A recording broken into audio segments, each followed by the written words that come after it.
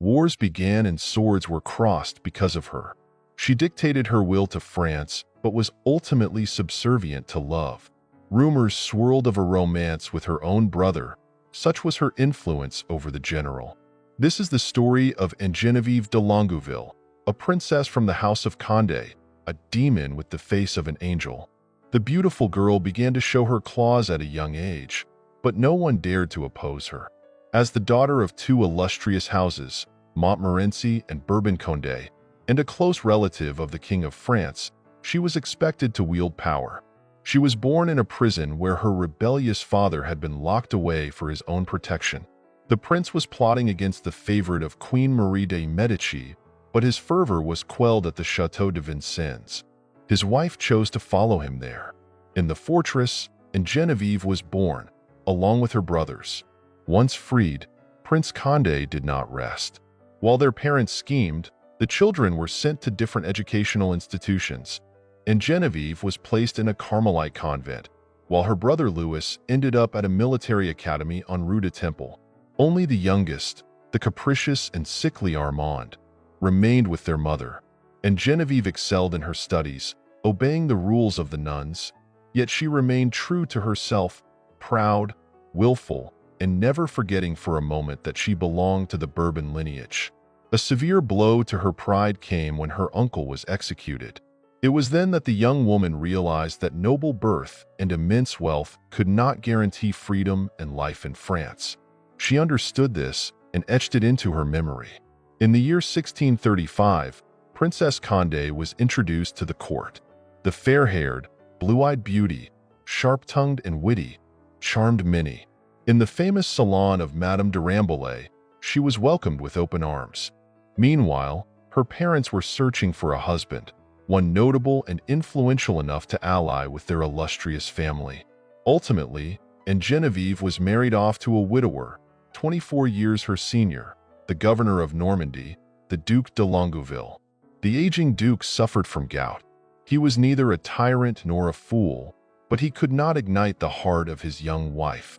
And Geneviève suffered in this marriage, and naturally, she attracted admirers.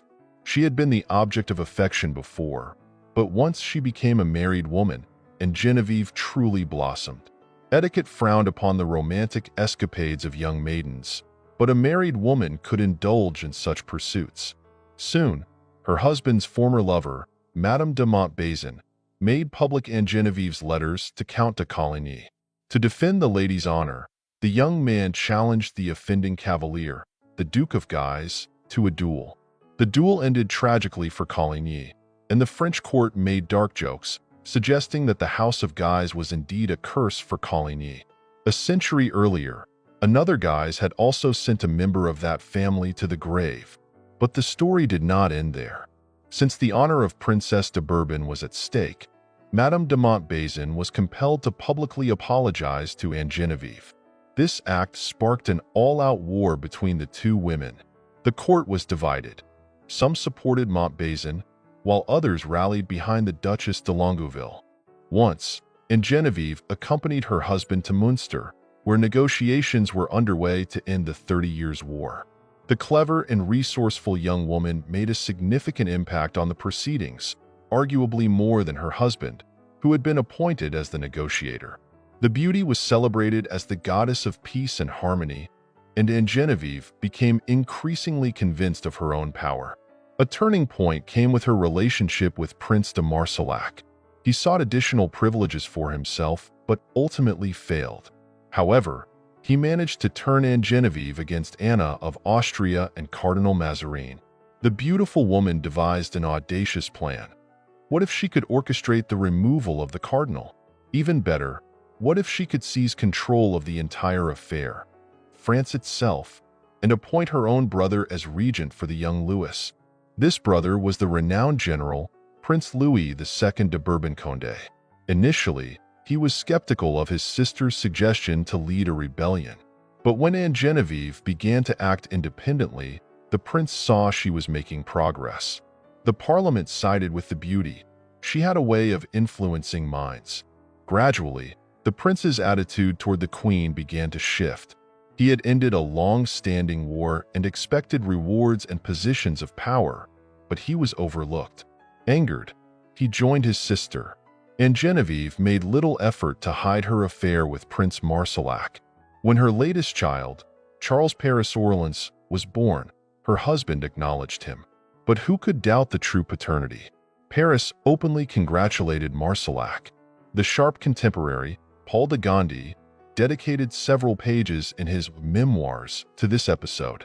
The confrontation between Genevieve and the Queen escalated into war, known as the Fronde. For several years, France became a battlefield. Cities burned, the war-torn country cursed the fighting factions, while the Duchess gradually lost friends and lovers. Her growing ambition pushed even her closest allies away. Prince de Marsillac parted ways with her, and Longueville drew closer to the Duke of Nemours, not Aramis, as Alexander Dumas suggested. The Duchess's brothers and husband were arrested, and Genevieve managed to secure their release after a year, leading to a new phase of the conflict, but it was already a dying struggle. The conspirators faced defeat. The former favorite of the Duchess, Prince de Marsillac, was blinded in the battle for Paris. Her beloved brother, Prince Condé, fled the country. The youngest received a pardon.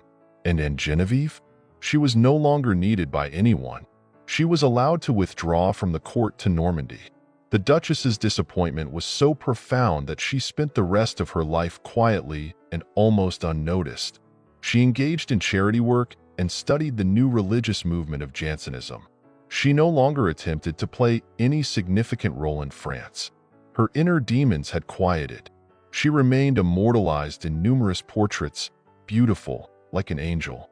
But her gaze betrayed her. There was neither meekness nor humility in it. She was too proud a princess for a tumultuous age.